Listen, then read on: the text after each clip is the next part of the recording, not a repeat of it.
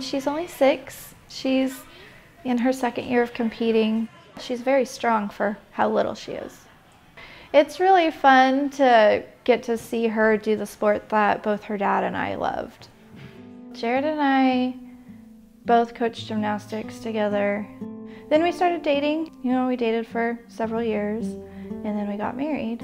I convinced him to go to OCS, to officer school, because the goal was to get out of the Guard and go back to active duty. That's what he really wanted to do, because he missed active duty.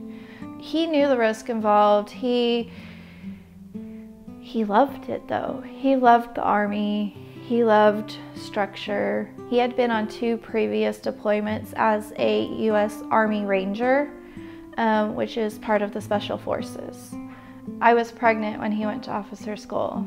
He got to come home in February of that year, and we got to find out what we were having. We were gonna have a little girl, and he was like, what am I gonna do with a girl? I have no clue what to do with a girl. So he had to go to pre-deployment training, March, April, May, and then it was time to have Kyla. So I had to call the Red Cross to get him out of his training, and he had to catch a flight the next morning, praying that he would make it in time. And he made it an hour before I had her. He got to stay a week, which I cherished that time together. We got to take family photos together and all sorts of things that I originally didn't think that we would get to do.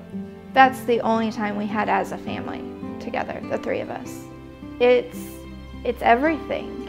For Kyla to be able to look at those and see that that's her daddy with her is so precious, because those are the only photos she will have with him. Kyla was born June 4th, 2011, and Jared was killed in action July 29th, 2011.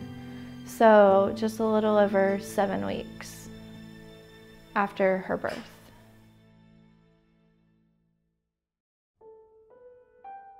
Jared was a 2nd lieutenant in the National Guard, and he was serving in Afghanistan. Their company came across an IUD. When the IUD exploded, it ended up killing Jared and another one of our troops, and then their translator and 5 Afghan National Army guys. So it was a very big loss that day. After Jared passed, a lot of people were contacting other family members, wanting to donate money, wanting to help us out.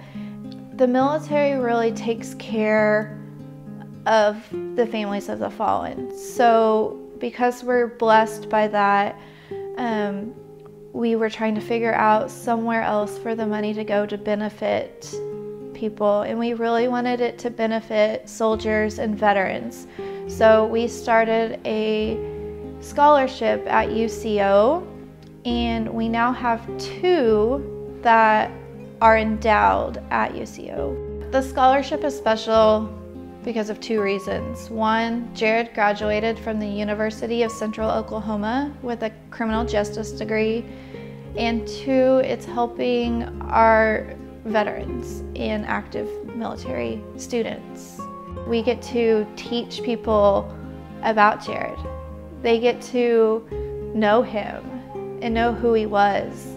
I don't ever want him to be forgotten. I can't let him be forgotten. Kyla's only 6. She's got a lifetime to live and a lifetime to learn about her daddy.